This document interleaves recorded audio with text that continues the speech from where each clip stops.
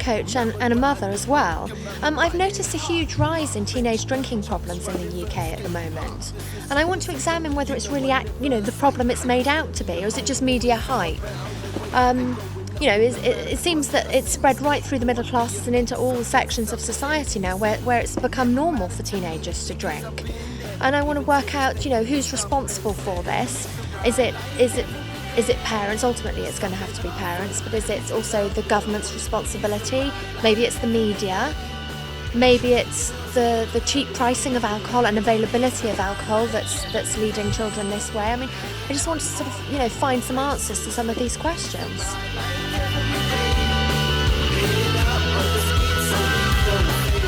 Sadly, what we're seeing is children are starting to drink at an earlier age.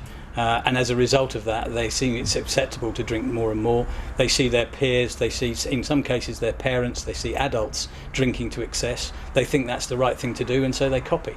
And that's the thing that we've got to somehow address. There's very much a problem. In fact, some figures came out very recently by Ofsted that show that 46% of young people or students report having drunk, and 1 in 5 of them report being drunk regularly. So clearly, at even the school age, there is now something within the culture that sort of says that it is completely acceptable to get drunk. And we're talking about 1 in 5 school kids. That's hundreds of thousands of young people. So this is by no means the preserve of some small minority in one part of the country.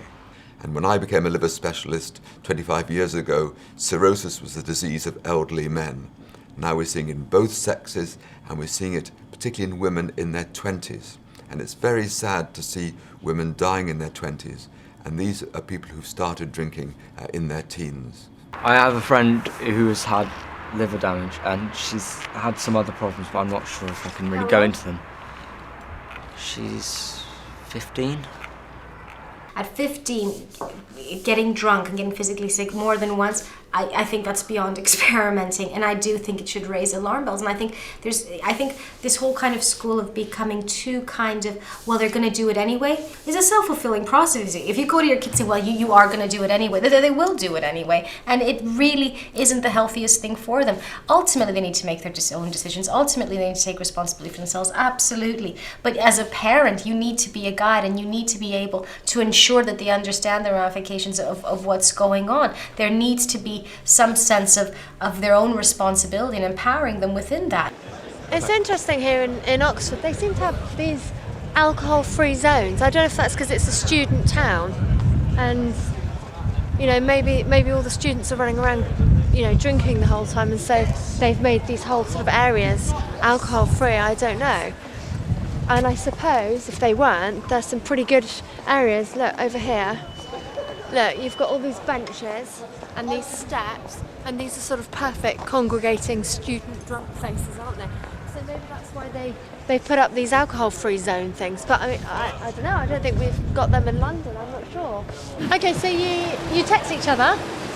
Text each other and send out messages on all these networking sites you have, and you say a certain time at Carfax here, and everyone will turn up half an hour late, and then you'll all scamper about sorting out money and who's going to buy what for you. You let those people go off and buy the alcohol, and you wait here. They all come back, and then you all scuttle off to some field somewhere and drink. Are you going to find a field? Can't do it here. No. Yay, Sarah! Hello. Sama, did you end up going back last year? Yeah. What have you got in the bag? Oh no. This is not get a good shot. Get a good But can I just quote? It's Tesco's? not. No, it's not from Tesco's. It's. Not to disclose where it's from. What's that? Cheap Malibu. Is that really sweet? Yeah. I heard my mum. Yeah. Sam was just telling me about some of the antics you were getting up to a couple of weeks ago. And are you saying you've been kicked out of home or something? Yeah, my mum has kicked me out because of issues at home. What were you doing? Just basically got drunk and I got kicked out because of it because she doesn't approve of it. So she kicked you out of home for getting drunk. Was this the first time that you did this? Have you been doing it a lot? I haven't been kicked out a lot because of it, but I have been drinking a while. Why have you been drinking a lot? I don't know, I think a lot of people do, our age. But why? Why are kids doing that? Don't know. Is it just because everyone is and that's what people do? I think so, or- definitely. But I mean, what is it to relax inhibitions, or what's the reason kids are going out drinking? To have fun, just kind of mess about. How did your parents know that you'd been drinking? Because I was drunk. And you came home drunk? Yeah. Were the police involved? Oh, yeah. Police were a bit involved because they had to take me home. How did they get involved? Because they found me in town Doing what? being drunk. Were you being disorderly? I wasn't being disorderly, but they tried to say that I was drunk and disorderly. But I was just like really, really drunk, and I was just on the side, and I was quite ill. Were you arrested? Yes. Did they arrest you for that? Yeah. And then they took you. Where did they take you when you were arrested? Well, they took me to the police station, and then they had to speak to my mum and stuff like that. Where did they put you? Did they put you in a room or something? A cell? Yeah, in a cell. On your own? Yeah. And then they phoned your mum? Yeah. And did she come down? No, she wouldn't come down. My dad did, and they're divorced, so. So she phoned him and told him to come and get you? and Yeah. didn't want to. Yeah. And then he took you home. Was he cross? Yeah, very. What did he say? Well, he doesn't say much actually, but he was really, really angry. Was he loud angry or disapproving angry? Disapproving angry. You got brothers and sisters? No, only child. I went home and saw my mum, and she'd like packed my stuff. She had packed your stuff for doing that? Yeah. And then just said go? So where did you go? I went back to my dad's for a bit. For how long? 2 days. And then, what, where are you now? Well, social services got involved, and I've been put into housing. How old are you? 16. Is that what they do then if you're 16? They don't place you with somebody or anything, they just put you into... Into like housing. If you get a housing assessment, and if your situation's inappropriate to live in, then they put you in housing if they feel it's best. I've been put in temporary accommodation, which is a flat on my own for a while, and then I'll be put into housing with other people, and there's like warden kind of people there that kind of let you in and out. So when did this all happen? Last week. You seem remarkably chilled about it, or are you actually chilled about it, or are you... No, I'm not at all, but can't do anything about it. What do you think about it now? Do you wish you hadn't done it, or do you just wish that your mum had been more understanding about it, or... Well, I wish I didn't get that drunk, that police had to get involved. And how are you managing with, like, what are you doing for money and cooking and stuff like that? I've got a housing support income and stuff like that, and I get a budget, and I just have to like maintain that budget. So, but are you cooking and things like that then? Yeah. That's all right, because it's remarkably young to be doing all that sort of thing, isn't it? Very mature for my age. Are you? Ish. Do you think it's taught you some kind of lesson doing that, or do you think do you think it just makes you more rebellious? No, no. I don't think it makes me more rebellious. I'll probably think twice before I get that drunk again. So yeah. Are you still drinking? Yes. So it didn't put you off, like being sick and stuff. It doesn't actually put you off. Not really. It's just I know my just limits for a few now. days. Oh right, okay. So was that the first time you've been completely drunk like that, or have you been drunk? That's the first time I've been like paralytic, like ill. So yeah. The alcohol issue doesn't worry me more than other things. I suppose drugs would be more worrying than alcohol. One thing that worries me greatly is that the difference in perception of the general public between drug misuse and alcohol misuse. And stories abound of children being carried home unconscious and the parents being white with anxiety that they've been using drugs, and they almost seem relieved and say, oh, thank goodness he's only drunk.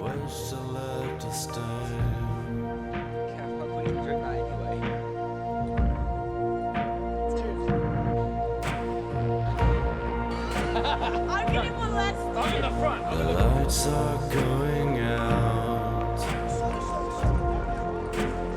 Hey, I met Ben McKay, a young man whose teenage binge drinking nearly destroyed his life. He took me back to the streets and flats where he would drink. I would drink until I was absolutely, couldn't even stand. Say I would go out at 7 o'clock in the evening when I was 13. I'd have to be in at 10:30. So I'd So it's a space of, 3.5 hours of pure drinking. And what I'd have to do is I'd have to come in and I try and act sober to my parents and stuff like that. Was that on the weekends, or was that? In the initial stages, it was the weekends. It was like Friday nights, Saturday nights around the flats. Yeah, so this bit. Yeah, this bit in the corner over there. Just anywhere where where you can't be seen by police or something like that. That's where you go and sit so you can drink a lot in that corner over there. Because the shop where we used to get people to go in and get the booze for us when we was like 11, 12 is just around the corner over there. An awful lot of drinking by children does seem to be linked to boredom or no particular structured activity to do, and it's a common observation that they will gather around the local corner shop, and if they can't get alcohol served to them, and sadly often they can, but if they can't, they'll try and get an older person going in to buy something for them. And it does seem to be part of an environment where they're at a loose end. Where do kids get their hands on this alcohol? Well, obviously with the people who were like 16, 17, 18, they'd either get the booze, or what we used to do is we used to wait on corners and just ask people who looked older than us, like 20-year-olds, 25-year-olds, and ask them to get the drink for us, and then they used to go and get it for us. This is where we used to hang the back, and we'd wait for like them 20 to 30-year-olds. That used to be a news agent down the bottom down there. Oh, really? And then they'd go in and get the booze for us, come out. What, here? Yeah, in that shop down there. So, and then obviously we'd get the drink and then start drinking it there, or go round to them flats where I just showed you. We give them a big old shopping list, crates of this, bottles of that, because you've got to think there's like 10, 15 people throwing in their pocket money, what they've had through the week or wherever. How do you pay for it? Saving up pocket money, started selling sweets at school. Do you know what I mean? Doubling my money. I was leaving school like 60 quid up some weeks and stuff like that. So then that was my drinking money to go into the pot for the weekend sort of thing. Did your parents know where you were going? They knew where I was hanging about, but they didn't know what I was getting up to or nothing like that. It used to be a stairway, and I used to say to my parents that I was going night fishing for the night. And I'd have my clothes, what I was going out clubbing in or to the pub that night, in my night fishing bag, and I'd make a packed lunch so it looked like I was making my food for the night. Then I'd come down into these stairs, change into my clothes what I was going out in, put my night fishing clothes into the bag, and then stash the bag, go out, drink, take drugs. Then I'd come home at about 5, 6 in the morning, get changed back into my night fishing clothes, knock on the door, and I didn't have to get involved with no conversation, because I would say, listen, like they'd say, how was your night fishing? I'd say, it was really good, but I'm right tired. But in actual fact, I'm really drunk or out my nut on drugs. And I used to go to sleep, and I was doing that from the age of about 13 up to about 14, 15. And did they ground you? Did they put any consequences in place? Yeah, they tried. Get grounded, and then to counteract the grounding, you become the best son in the world. Oh, Mum, I'll do the tidying up. Mum, I'll do this. Mum, I'll do that. Do you know what I mean? Yeah. Then obviously, if you've been grounded for 2 weeks, you get a week knocked off that. From good behaviour as it was, and then you're out again. But the thing was on my mind is, as soon as I get out again, I'm going to be out drinking with my mates. There's peer pressure, but there's also what we call peer association, and this goes back again to the environment in which young people grow up, because again, they're growing up in an environment where they're told alcohol's really cool and it's part of being a mature adult. What not only happens is, in some cases, young people will join groups who are drinking and then, start drinking themselves, or they may, as a group of friends, begin drinking together and experimenting together. But there's also just the case that there are some young people who will deliberately go out for and look for groups who drink. They are keen to create an identity for themselves, and for them, they want to be edgy, they want to be sort of thought of as one of the grown-ups, and they will then look maybe often for groups of older children who are drinking. I mean, again, we have to sort of, not lose sight of the fact that young people are sort of, the adolescents are sort of growing with a tumult of emotions, a tumult of sort of different impulses, and you've got to situate their drinking within that broader pattern. So yes, there is peer pressure, but there's also just the fact that kids, if they want to get drunk, they're going to look for people who drink with them, and then that becomes self-reinforcing. What I used to do is I'd come in on my curfew, so my curfew was 10:30, 11. Yeah. I'd come in and I'd say, I'm right tired, I've been playing football all night, stand up. But really and truly, I was drunk or out my nut on drugs. So then I'd go into my room, put something against my door, and jump out that window with a couple of my mates who used to wait there for me. and obviously it'd go out, then the way I used to get back in, I used to sneak back in at about 4 or 5 o'clock in the morning when I knew everyone was asleep. I'd have to like right tiptoe. You can imagine that was quite difficult, being very drunk on high on drugs. But I think I only got caught once by my nan, and she left a very bad note in the morning, calling me all the names under the sun, and but she promised she wouldn't tell me mum. And when did it dawn on them that you know, something was going on? I think that because the way I actually was, before I started drinking, I was like quite a nice kid, quite introvert and stuff like that. But and obviously once I started drinking, I just turned into a monster. You know, like it's just a complete paradigm shift of the person that I was. And my family, I just put up this wall towards my family, like a block, like that's literally like tread on eggshells with me. Like they didn't, because if they went too far into what I was actually getting up to, then I'd just scream at them, swear words, all sorts. Parenting today seems to be a challenging process. I spoke to some mothers to find out their views on teenage drinking. I mean, I think it's that children these days think it's quite normal to drink, whereas we thought it was a bit daring and certainly something a little bit special. I think my parents always stood out because they were Irish and they let us have alcohol. There was never a time when you're too young to drink. We never had any of that in our household, and as a consequence, I never got drunk until I was 30 because it never seemed to be such a big deal. Whereas my friends, whose parents were absolutely opposed to alcohol in every sense, used to get drunk on cider, which I thought was a bit grim anyway. Well, my oldest is 11. And my youngest is 6. So, I mean, as I was saying before, they are very interested in the alcohol that's around because they sort of realise it's special and it's something that only adults are allowed. And so that because, that's like a red rag to a bull, isn't it? So they're definitely interested. They want to take sips all the time and, can I have a sip of your wine, that kind of thing. I allow my kids to drink at home with us. I think that's great to be mates with your kids and have a few drinks at home, get a bit giggly and friendly together. Yes, I do. I just think it's better to have them with me at home, having a bit of fun with us. I think that's far better than running off and drinking on a park bench or something. Much rather than have them at home with me. Well, it seems to be quite a normal thing that 14-year-olds are drinking at home now, and maybe that's not a problem. It depends how much they're drinking. I mean, to include alcohol or not at a 14-year-old's party, it seems to be quite a difficult decision for a lot of parents. At least a generation of parents that are drinking themselves, they're liberal, they want to be friends with their children, those kind of parents. It seems to be quite a difficult decision whether to include alcohol or not at their parties. I mean, nobody's saying really that a 14-year-old shouldn't have a little bit of alcohol sometimes, but to have parties for 14-year-olds where alcohol is an objective there, drinking is an objective, it does seem to be a difficult decision. And in fact, in a lot of middle-class environments, it's the parents who are providing the drinking environment and supplying the alcohol.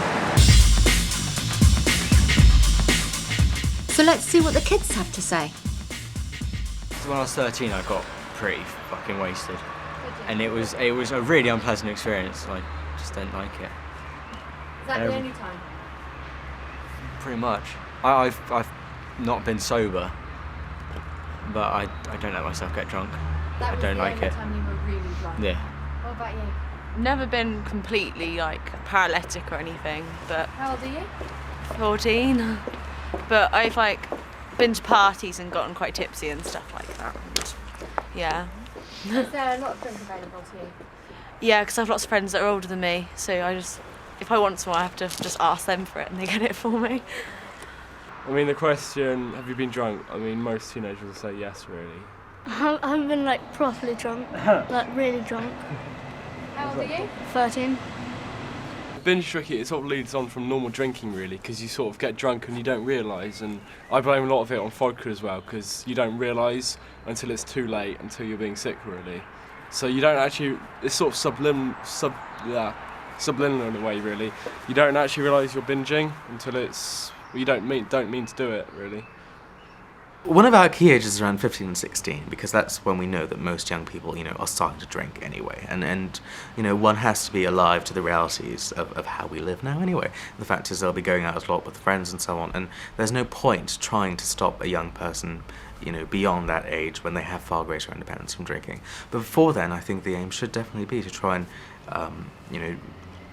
sit down with your kids from time to time, just talk them throughout your time with them, what the issues are. But beyond that, in a sense, you also have to let it go and acknowledge, well, they're going to start making decisions.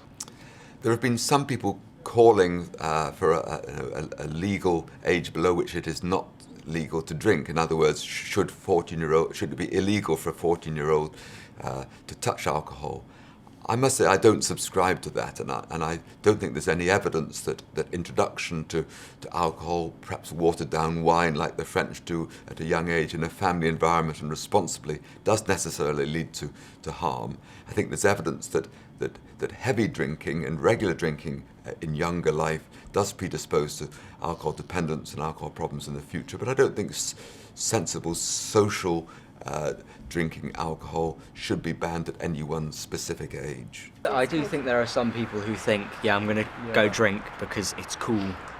Some people drink to go and have fun. Some people drink because they like the taste of like favourite beer or something. But some people do have that air of sort of, oh, we're all grown up and stuff like that. I had a friend who was completely humiliated when she was drunk because she was with a load of people.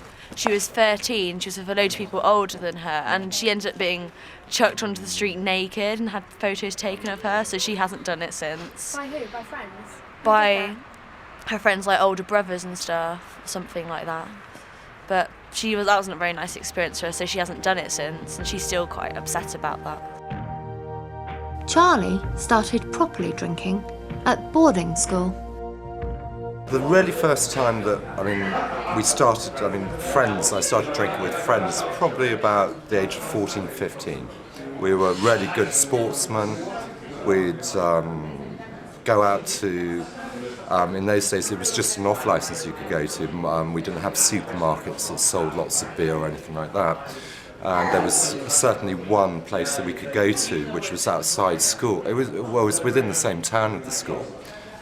Boarding school, and where we could buy whiskey and vodka.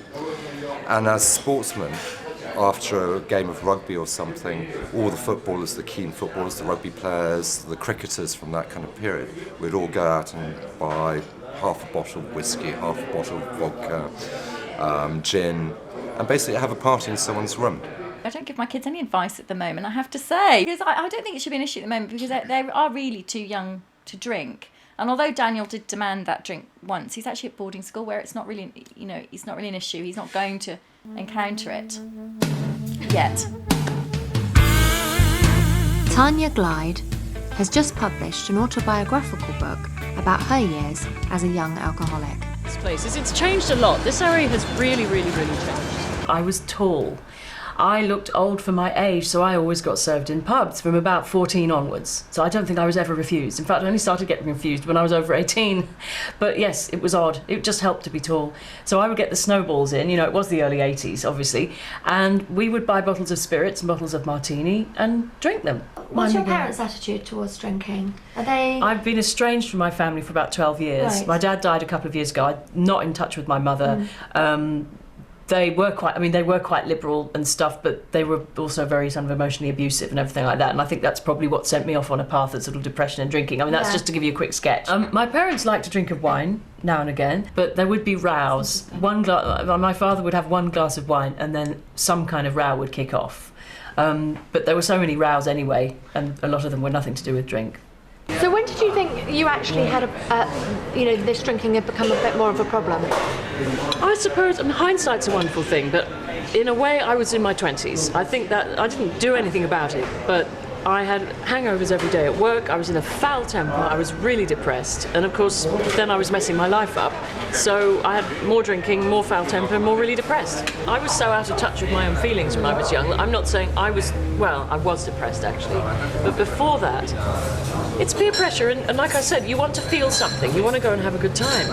And if the in crowd are usually doing the substances, they'll be the smoking ones, they'll be because I was never in the in crowd at school. I had my little group, but I was never in the in crowd because I never smoked. And all the cool people smoked behind the post office. Now, if I turned up behind the post office, that would then be banned thenceforth as a place to smoke because it was so uncool because I was there. I've always preferred partying at people's houses, always. You might go out because it's kind of let's go out and say hello to a few people, but I want to be back at the house. I want to be... Is that where most of your drinking was done at home? That's where a lot of partying was done, at home or someone else's home. What about drinking alone? Yes. Did you do that? I was big on drinking alone. Yes. Really? It was like a relationship. Why did you clean up your act? Why did you stop drinking? Had things become really problematic for you? My life was a mess. I can't say that was because of drinking, because I was already very depressed. It was a feeling. It was a cycle.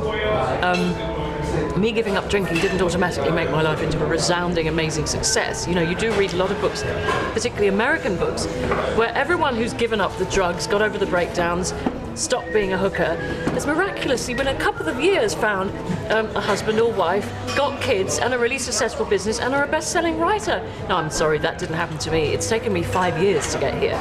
You know, it's been really, really tough. I was at rock bottom and had nothing. But What does rock bottom mean? Well, for me, rock bottom was making 3 suicide attempts. That was rock bottom.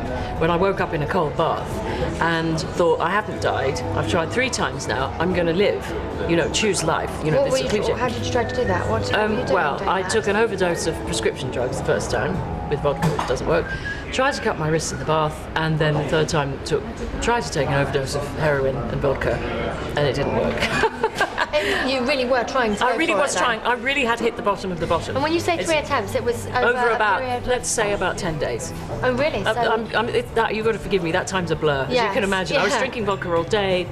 I was a mess. The hospital had turned me away. You know, I'm very lucky to be alive, and I don't want to. You know, the NHS employees can only speak with the mouth of the NHS. But I was turned away from a hospital, and you know, this all happened just after that. And obviously, I was, as I'd always been very good, was obviously hiding the real signs, as I'd often hidden before in my life. And I think a few times in my life, if someone had really seen the signs, taken me off to a clinic somewhere, again, not to detox, because I was never a medical alcoholic, but just to sort my head out. So it seems that alcohol is everywhere you look, transcending class and age. WKD. I think a lot of kids like WKD, and a lot of adults don't like it. Are those alcohol pops? Yeah. Is that what Yeah. WK? Yeah. Alcohol pops. I think that's just a really good supply for kids to drink. Why is that a good supply? Most adults don't like it, and it's only kids because it's got like loads of sugar. Do you think it's made for kids? I think it secretly might be. Do you? Alcohol pops is really where, since this whole debate around underage drinking kicked off 10 years ago, obviously. There was a lot of legitimate concern about just how precisely juvenile a lot of the packaging and so on was. To their credit and to the government's credit, there have been changes to make that a bit tighter and to look at that. But it's still the case that alcohol pops are one of the 4 most popular product categories amongst young people, particularly amongst girls, in fact. Is part of the problem cheap alcohol? I contacted some supermarkets to see what they say. As a responsible retailer, we support sensible drinking and we back the government's weekly alcohol consumption guidelines. In addition, we publish the units of alcohol on all our own label beers, wines and spirits, which allow customers to make an informed choice. Binge drinking and other alcohol-related social problems are of course a serious concern to us all. But it is very misleading and far too simplistic to link them with supermarket price promotions. Our research clearly shows that most of the alcohol purchased by our customers is bought as part of a weekly family shop. Significantly, our sales data also shows a fall in customers' spend on beers, wines and spirits after they bought into a promotion, suggesting customers stock up rather than drink more.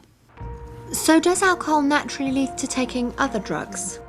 There's a feeling, isn't there, that drugs are more serious than drinking. But saying that, you know, drinking is the foundation of it all, isn't it? Well, that was the trigger for me. I think you're definitely more likely to get involved with drugs, with alcohol being the trigger for that. Because when I was drinking, I'd say to myself, I'm not going to take drugs. But then obviously as as my drinking progressed, my inhibitions got weaker, my values got weaker, my morals got weaker, and then I went the route of drugs as well. We used to sit here, start smoking puff, cannabis and that, drinking. There used to just be benches, but on a Friday and Saturday night there'd be about 20, sometimes 25 of us down here. You could just get away with murder basically, because when the police come, they just used to come down at the bottom of the ramp, and as soon as you see them, you just have it on your toes. And you've got so many different ways to get away. I mean, looking at it now, my mum tried many different angles. many different angles. But there was no turning me away from what I was doing, because I was enjoying the freedom, as it was, or the actual escapism was just basically away from the rules and regulations of being indoors. Do you know what I mean? I enjoyed all that. I enjoyed thinking that I was, because I enjoyed thinking that I was actually doing what I want to do, and I'm not going to let no one get involved, no one get in the way of that. We used to hang about in them garages there, Friday night. We'd have a key. We'd go in. The bins as well. We used to hang about in the bins. I'll show you the stairs where we used to hang around as well. Literally, these steps would just be full up with kids on a Friday night. Yeah. With about 20 of us all sitting there smoking, drinking, all plotting on the stairs. As you can see, it's quite a cul-de-sac little place, you know what I mean? Even if it's raining. Yeah. Do you think there's a feeling of it's cool to drink when you're a teenager? And rebel, even? There's always been that element, hasn't there, to teenagers? Yeah, there is a sort of element about it. There is a sort of element about it. And boundary testing, isn't it? Boundary testing, yeah. But I mean, I know all these words now, but like when I was like 13, 14, it wasn't that. It was just a pure fact of, yeah, come on, like, let's get drunk, let's get out of our nut. When Ben was 15, his drinking and drug taking began to destroy his relationship with his parents.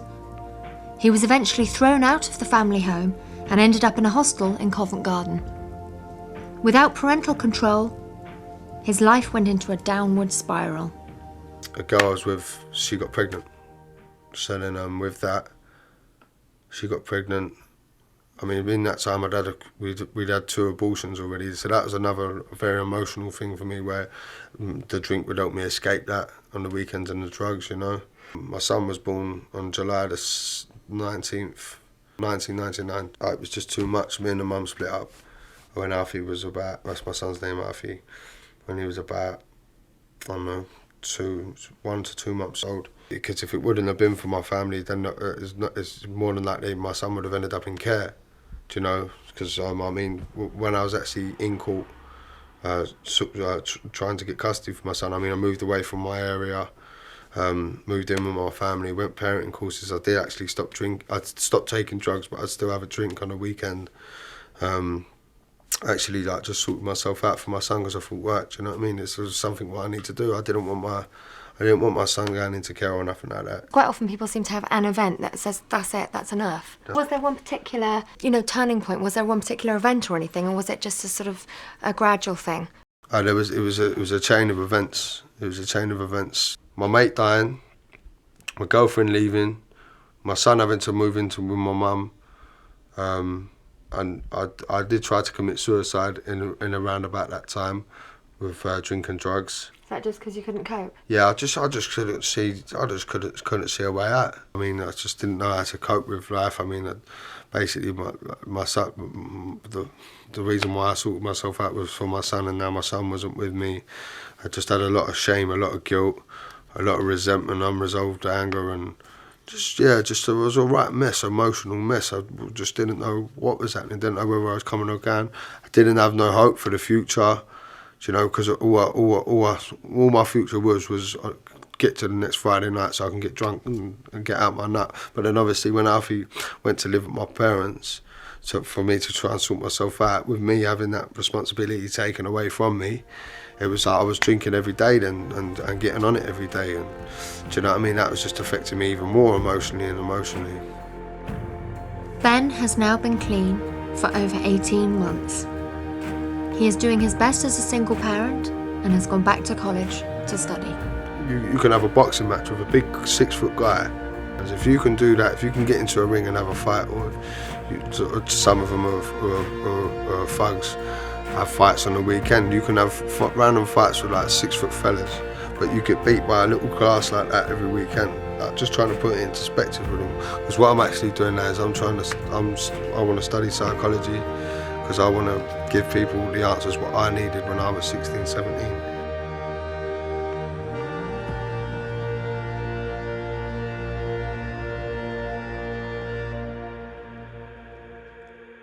I took ex-Hollyoaks actress Michaela Dodd to Holland Park School in Kensington for a questions and answers session with some of the kids there.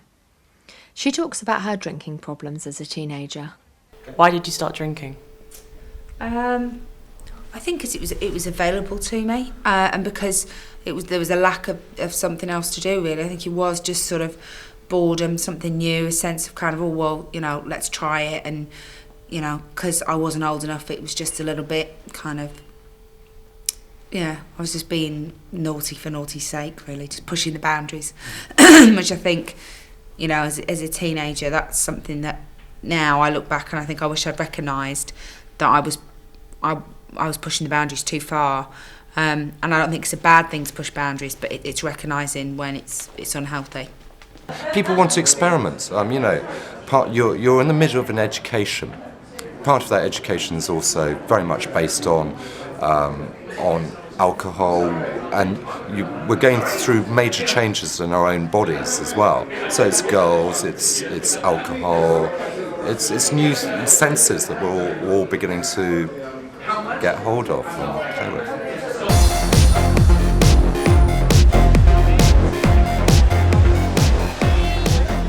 So do you find that you get a lot of, under 18s trying to enter the nightclub? Oh yeah, so we get this all the time. In fact, I mean, they use every trick in the book to get in the venue. Either fake IDs or even, they come in with a group of older than them, so they say, oh, we'll be hanging around with younger and blah blah blah. So yes, they do. So how many people do you think on a Saturday night you have to end up turning away because they're underage? It depends. Sometimes you turn away 5 of their friends. Most of them, they go. Like last Saturday, we had a group of 40. Like, let's say half of that 40, they had some of them fake ID, some of them didn't have ID. So we asked them to leave. Obviously, their friends, they went away. They didn't want to stay because they were trying to get somewhere. So I confiscated about 10 IDs, and they were begging me to give them to them back. But because we know everyone around here in Clapham, so I said, no, I'm not going to give you your ID, fake ID back to you. So you're going to use them in some other venues.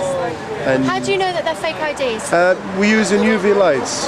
This is a real one. And the fake one, it's got nothing. So show me the other ones. The other one's the same. And they're all girls. Do the original, one. Yeah, boys, they're just like happy. If he said no, they turn away and go. But girls, they're insistent, they try. They do every trick in the books to get in the club. Well, boys, no. Boys, they said no, and they basically walk away and, they get a bit intimidated. But girls, it's very few of them, they get intimidated by any of our stuff. We do a couple of events that is under 18. I'd rather work with adults, basically. You'd rather work with adults? Yes, because teenagers, they have no conscience. Once they drunk, they will fight you even if you are 4 times their size, or they just have no conscience. Do they really? Yes, they do. They just really act so badly. It's because I would say the experience. They experience something very new, and you know what alcohol does to humans, give them boost of, increase of energy and confidence, but it's all vain, it's all fake, it's not real. You don't know how to handle them, it's just difficult. And most of domers, I tell them, be firm, be authoritative, but try not to mishandle them in a way. But they say, how can we do that? And it's very difficult. So you have a small problem. They have 4 dormants or 2 dormants handling one person, and you don't know how to handle that person. Grabbing them from their arms, asking them to leave, and so it's really awkward to work with them. What do you think are the top reasons for binge drinking as opposed to responsible drinking? I think the reason that people binge drink is because that's what they're socialised into. If you look at the continent, people will sit down and drink with a meal, and that becomes a norm. That's what they're sort of socialised into. You sit down. I was having dinner with some French friends the other day, and they said you never chink glasses with water. It's bad luck. It's with wine. So it's kind of these little norms and these little sort of narratives that develop around it. In the UK and I think in places like Denmark and in other sort of places, it's much more about working throughout the week, and then when you drink, you really drink, and it becomes almost a sign of sort of prowess, you know, manly prowess or even womanly prowess to be able to kind of drink someone under the table. I mean, think of all the, again, the narratives that develop around that, holding one's liquor, you know, in the sort of competition that arises. So again, we're socialized into, you know, seeing drink as a very different thing. We're trying to basically have this sort of one-upmanship contest with other people or even with ourselves to see how we can hold it. And that's seen as a sign of being very sort of secure about it. People adhere to magazines and billboards and advertising. So they see that, okay, boys want to see me as being sexy and I can let myself go a bit if I've had a bit to drink. And I can let my inhibitions go and I'm a bit easier to fuck if I've got a bit of gin in me. There's one area I'm still confused about, and that's where does the law stand on kids drinking at home? This is the licensing law and guidelines from Essex Police. So, children are now allowed in licensed premises at any age. Persons under 18 may now be employed on licensed premises. It's an offence for a person under 18 years to consume alcohol on a licensed premises. It's also an offence to buy alcohol and give it to someone under 18, except that a person may buy beer, cider or wine for someone over 16 and under 18 to go with a table meal and that they are accompanied by that person. It remains an offence to provide alcohol to a child under 7, so presumably you can give a child over 7 alcohol. Research shows that teaching young people to drink responsibly doesn't reduce the risk of problematic drinking later in life. In fact, current research shows that we may be teaching them how to binge drink. Interesting. So we better go out and find out how many people actually know and understand this law. Do you know the licensing laws with regard to children and alcohol in this country? What age are you allowed to buy alcohol? 18? And what age are you allowed to give your children alcohol, say at home? No idea, actually. It's like younger, like 14 or something like that. I'm not sure about it. I think it's younger, isn't it? I think it's 15. It's actually 7. 7? Well, I didn't know that. With a meal and supervised by an adult. 18, I would have thought. The law applies there. Actually, you're allowed to give your children alcohol at the age of 7 with food. Oh, well, I disagree with that. 16, isn't it? With a meal or something? It's actually 7, but yeah. 7? Really? Yeah. I didn't think there was a minimum age. My daughter's 14, she'll have a glass of wine for supper. It's okay. Only one. Yeah, I think it's 16, but it could be, to be honest, I'm not 100% sure, it could be 14, but I'm going to say 16. It's actually 7. Is it? You're allowed Right, to give okay. them alcohol with a meal, obviously supervised by an adult, but it's 7. That's quite surprising. Denmark, you can buy alcohol from 15 years old. You can buy alcohol from 15, are you sure? Yes. Really? Yes. And what age can you give alcohol to your children at home, say?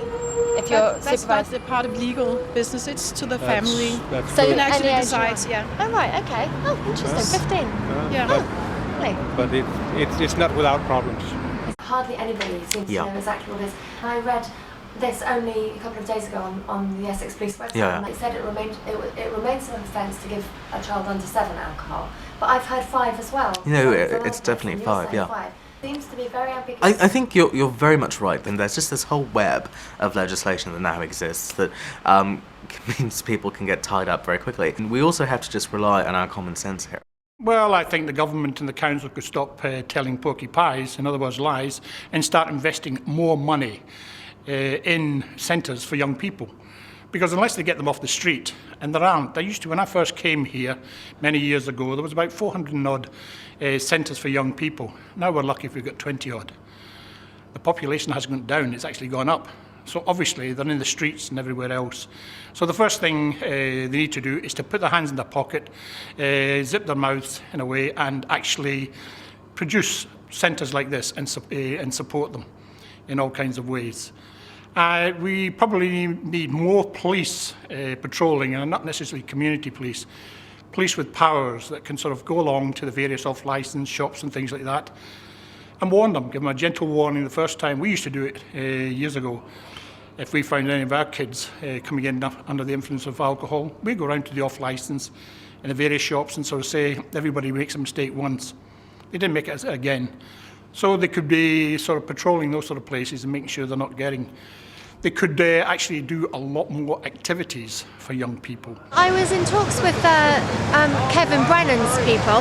He's the Undersecretary for Children's Schools and Families, and he was actually the man I needed to speak to, because he deals with all that kind of thing, you know, children, alcohol, adolescents, all that area. So he actually was the person I needed to speak to, but he ended up declining an interview, which was great, because it just shows, you know, what the government are interested in doing about that, which, you know, was quite annoying, really. But I did get an interview with Sandra Gidley from the Lib Dems, and she had a few things to say about it. I think there's a problem in saying, well, you know, on the continent they do this, but they have very different attitudes to drink in some countries. And teenage girls think it's not cool to drink. For a start, they realise it helps them put on weight. And I think maybe some of the messages we should be getting through to youngsters is actually, you know, you're quite young and pretty now, but you're actually going to be quite fat and lardy if you carry on drinking like this. And maybe some of these messages will start to hit home, because we all talk about, you know, the effects of binge drinking or what have you. We don't talk about all the subtle effects of long-term drinking. Children in the Mediterranean are allowed to drink, that they're taught about wines. Any normal French kid can tell you different types of French wines. I'd be hard pressed to find many teenagers here who know the difference between wines, the different types of red, different types of white. You know, I don't think that children are ever taught. They're not allowed to enjoy it as something that it's made to be naughty in a way, which is just crazy. Well, clearly there is a drinking culture in this country, yes. I mean, you've got to wonder, why can't we just teach our children to regard alcohol in the same way as the French do, for example? You know, where it's combined with, at least it's something that's done with food. Whereas in England, we just seem to go out with the sole purpose to drink. The French, for example, they seem to, you know, they'll have a glass or two of wine each day with their food, but we seem to have had, you know, made a combination of the British style of drinking, which is to consume volume, and the French style of drinking, which is a glass or two. We've combined it, and we're now drinking regularly a bottle or two of wine instead of a glass or two. When I'm at home, my parents give me beer and stuff, so I assume they don't mind me drinking, but I know for a fact that they hate it when I end up too drunk, really. Yeah, it's drinking is fine, but getting drunk isn't. Well, we all know that our children are going to experiment a little bit with alcohol, and I mean, the question is, does it really matter? But I do know that a recent survey suggested that 1 in 6 adults have a drinking problem in the UK today. So at some point between the children experimenting and that adult with a drinking problem, that the shift has occurred. I mean, middle-class parents are clearly allowing their children a little bit of alcohol and hoping it's in moderation, but are they actually drinking more than we think?